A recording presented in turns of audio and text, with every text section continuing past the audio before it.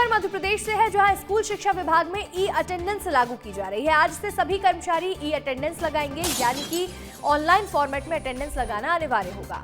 E attendance का शिक्षकों ने जमकर विरोध भी किया है, तो वहीं 90% ई अटेंडेंस शर्त पर सवाल उठ रहे हैं। तबादला नीति में बदलाव की मांग की जा रही है। परीक्षा और मूल्यांकन ड्यूटी का हवाला भी दिया गया है। अब ऐसे में सरकार से पुनर्विचार की अपील भी की जा रही है, लेकिन फिलहाल ये नया बदलाव शुरू हो रहा है। ई अटेंडेंस लगाना अनिवार्य होगा सभी शिक्षकों को। स्कूल शिक्षा विभाग में ई अटेंडेंस को लेकर के विवाद भी शुरू हो चुका है, क्योंकि लगभग सभी टीचर्स का ये कहना है कि वो ई अटेंडेंस नहीं लगा सकते हैं। अलग अलग हवाले दे रहे हैं। 1 जुलाई से विभाग के सभी कर्मचारियों और अधिकारियों के लिए ये ई अटेंडेंस अनिवार्य है, लेकिन शिक्षक संगठन ये सवाल उठा रहा है कि तबादला नीति में 90% ई अटेंडेंस की शर्त सिर्फ शिक्षकों पर ही क्यों लागू की गई है। संगठन का ये कहना है कि परीक्षा, मूल्यांकन और अन्य शासकीय जिम्मेदारियों के चलते शिक्षकों की अटेंडेंस प्रभावित हुई है। हमारे सहयोगी विवेक पांडे जुड़ रहे हैं अधिक जानकारी के साथ। विवेक, आज से ई अटेंडेंस लागू कर दी गई है, लेकिन टीचर्स इसमें विरोध भी जता रहे हैं। अब किस तरह से ये प्रणाली लागू होगी?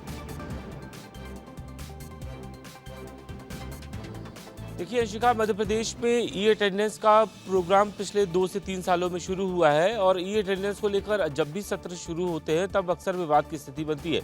उसके पीछे की ये वजह है कि कई शिक्षकों के ट्रांसफ़र 1000 किलोमीटर से ज़्यादा दूरी पे कर दिए जाते हैं, 500 किलोमीटर से ज़्यादा दूरी पे कर दिए जाते हैं। ऐसे में जब गूगल लोकेशन के जरिए उनकी ई अटेंडेंस भरी जाती है तो उसमें नॉट एक्सेप्टेबल सर्च होता है, दिखाई देता है। तो ऐसे में शिक्षकों की अक्सर ये शिकायत रहती है कि जब भी ई अटेंडेंस के लिए वो अटेंडेंस भरते हैं तो उसमें लोकेशन नॉट फाउंड होता है और ई अटेंडेंस नॉट एक्सेप्टेबल, ऐसी इस तरीके के नोटिफिकेशन उनको आते हैं। उसके बाद उनकी वेतन में कटौती होती है। तो इस तरह की तमाम सारी विसंगति है और आज से जब ई अटेंडेंस का आज शुरुआत होने वाली है तो मध्य प्रदेश में लगातार शिक्षकों की ये मांग रही है कि सिस्टम को सुधारा जाए, जिसकी वजह से ई अटेंडेंस देने वाले शिक्षकों को राहत मिल सके, क्योंकि अक्सर उनकी यही शिकायत होती है कि अटेंडेंस ना भरने की वजह से उनकी सैलरी कट जाती है। तो इसमें स्कूल शिक्षा विभाग को सुधार करने की जरूरत है, क्योंकि मध्य प्रदेश में लगातार शिक्षा विभाग में इस तरीके की विसंगतियों की वजह से शिक्षकों को सबसे ज़्यादा